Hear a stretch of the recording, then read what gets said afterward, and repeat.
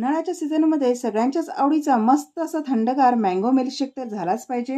तर इथे मी मँगो शेक बनवण्यासाठी 2 आंबे घेतले आहेत. आता इथे एका मिक्सरच्या भांड्यामध्ये दोन्ही आंब्यातील आतील गर काढून तो या मिक्सरच्या भांड्यामध्ये घालून घेते.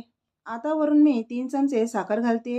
साखरेचे प्रमाण हे तुम्ही तुमच्या आवडीनुसार कमी जास्त प्रमाणात करू शकता. आता वरून पाव चमचा वेलची पूड घालायची. नंतर यामध्ये 1 ग्लास थंडगार असं दूध घालायचे. तुम्ही यामध्ये आईस क्यूब सुद्धा घालू शकता.